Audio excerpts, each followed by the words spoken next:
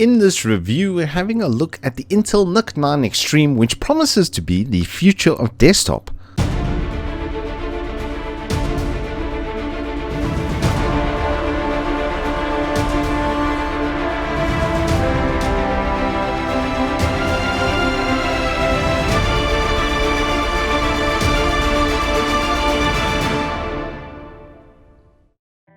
Good afternoon, morning, welcome back to Turbo Tortoise Tech. My name is XXXL, and in this review I'm having a look at the Intel NUC 9 Extreme. Now, we actually covered this product's development in a news episode a little while ago, and it's finally here, and Intel saw that and decided to send me one over. So thank you so much for that, Intel, because I was particularly interested in this because it could very well be the future of desktop. This is what we could be moving into, is a little 2-liter sort of box like this.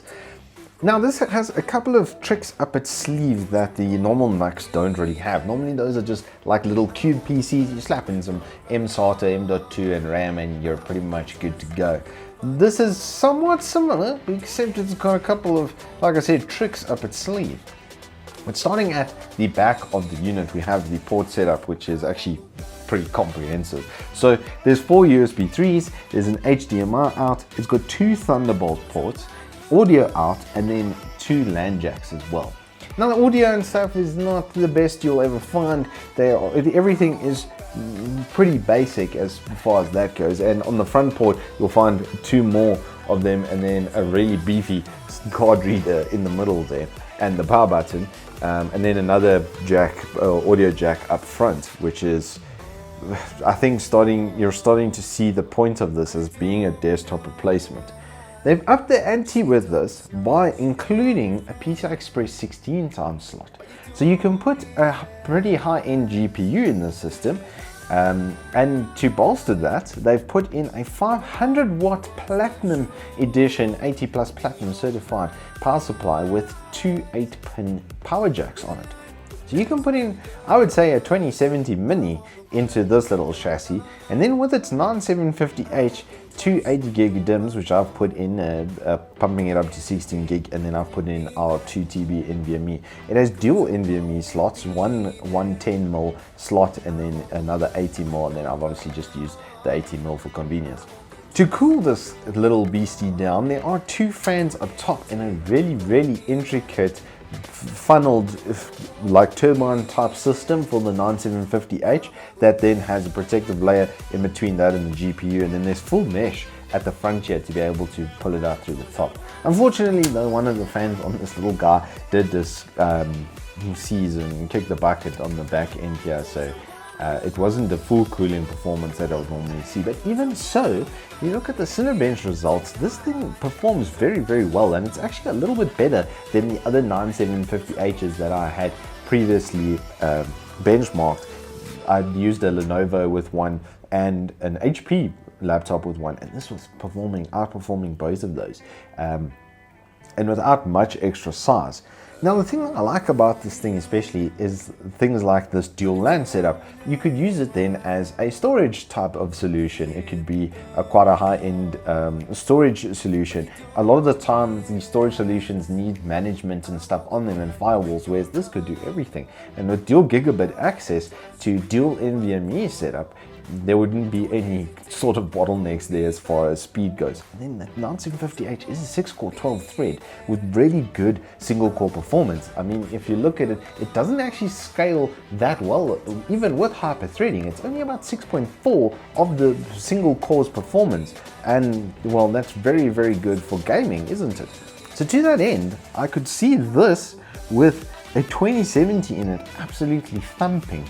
I mean, if you look at the FIRESTRIKE, for example, the physics test, the processor is an absolute beast. We weren't going to get much from a shame. My little GT 1030 in there, graphically at 6 frames per second is not what you would call playable. But the processor on the overall is solid, like solidly good.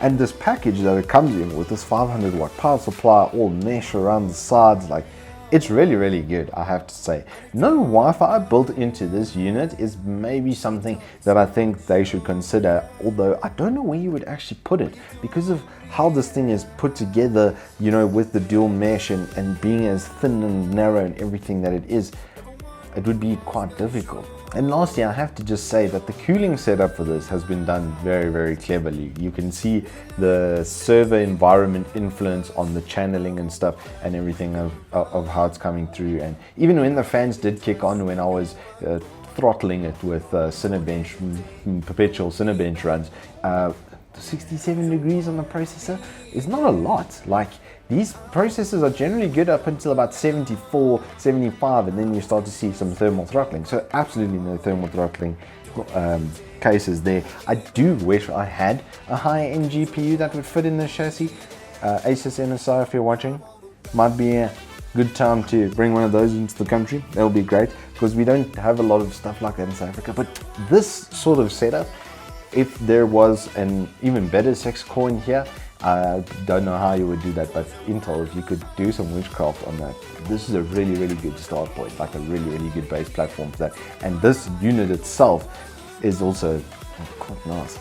Now, these kits do start at 1,000 USD plus, so it's not going to be the cheapest thing to set up, but to get a PC of this power into this sort of size, normally it's quite a slog. So in a nutshell, if this is the future of computing, I have to say I'm actually quite behind it. It might be the end of custom desktops with really large cooling and, you know, pretty lights and all that sort of stuff, but I wouldn't be upset at all with this sort of performance. I mean, you could stream from this processor, absolutely no problem. I actually helped someone set up streaming on a 9750H and they were very, very happy with the results. Variably, there's almost nothing that this little machine can't do. Look at it, it's this big. Imagine landing with this. You just pick this up, put it in your pocket, literally, and then just walk into the LAN. Imagine walking into the LAN with this in your screen. I mean, it's smaller than your screen. It doesn't weigh a lot either. It's not like you're gonna get free leg day, unfortunately. Maybe that is one of the only drawbacks on this thing. This is really, really cool. The pricing is, well, harsh, to say the least. At 1,000 USD, you're probably looking, what, at 15,000, 16,000 Rand locally? But how much do you pay for a high-end laptop that obviously comes with RAM and SSD and stuff? You're looking at 20K plus. So I'd say this solution is probably going to realistically cost you about 22,000 to get it fully spec'd out and geared up. But even with the slow RAM, the 2600, well, 2667 is what I was running on this. It's not slow RAM, but 3200 in this, plus a beefy GPU, this is more than esports ready. This is enthusiast ready level of setup, and I need a bigger, stronger GPU to see what it could really do. I think this is quite exciting product though, and this is the avenue that I think Intel should be going down. Anyway, thank you all so much for watching this review. If you have enjoyed it, please do hit us up with a like and subscribe, and then I'll see you on the flip side. Me back home, 'cause I won't be there.